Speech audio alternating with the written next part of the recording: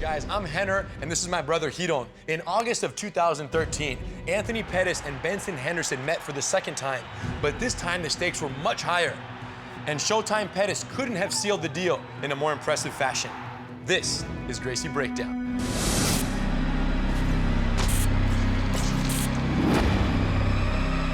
In the first round, Pettis throws an amazing capoeira kick.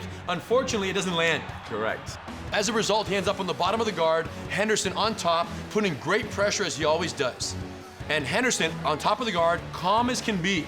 He looked calm. So you're Henderson right here on the guard. Boom, he has great inside arm positioning, right? This is standard procedure, have the arms inside, because if I have my arms inside, there are triangles I can shoot, there are omoplatas I can shoot, boom, and there are kimuras I can shoot.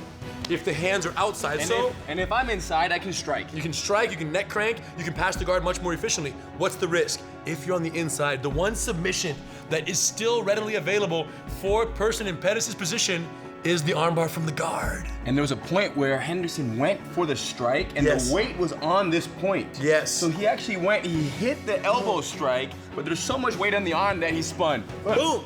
And what was so magnificent was the efficiency of Pettis' spin. It's the armbar. Beautiful job. Like Hidon said, there was so much weight here that when the elbow was thrown, Pettis felt the commitment of this arm. So he kept the gloved hug, he did a quick little spin of the legs, and his leg just came up with a nice little whip. So it was a very spectacular angle acquisition.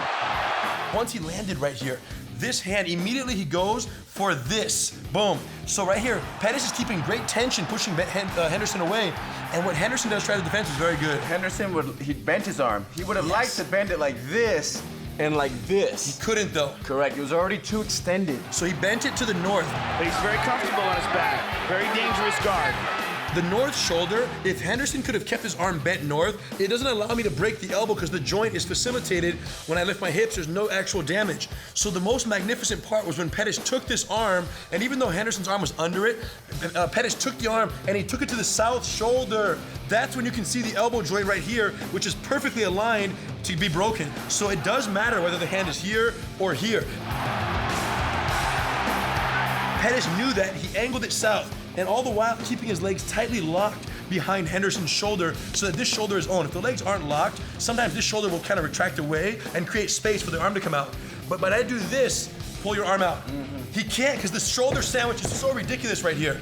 So he grabbed it, he turned it south, and everything was perfectly dandy. He started applying pressure, and this is when Henderson said, my arm's about to get broken, I might as well try something. 40 seconds, that is a tight armbar. Henderson knew that if he stepped over the head and he ripped his arm out, he would be free. And it was the only chance he had with the arm that extended. It was like all or nothing. He only has to get the arm out 2 inches. Yes. It's a very little amount of movement. Now, the problem is that these legs are so tight, and they're so tight because you can tell by the way he manipulated the arm back and he straightened it, you're only able to do that if your legs are on lockdown. Super lockdown. So he took this large hurdle step and the head popped out the back.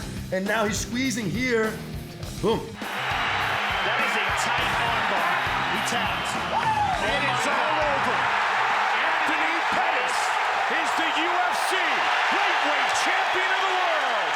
The way Pettis knew that by changing the angle of Henderson's arm just by 10, 15 degrees to where the thumb was facing up and the hand was on the south shoulder, which was only possible because the legs were super clamped onto his neck. there was no slipping that arm out. And not only did the legs being tight adjust the arm, but when you stepped over the head to try to stack me up and go belly down and pull your arm out, the head slipped under, the body weight fell behind the elbow. yes, and the legs, my friends. 90% of arm locks are legs, 10% is arms. Henderson, Pettis, thank you guys for the fight. We learned a lot. Mr. Pettis, we can't wait to see you defend your title.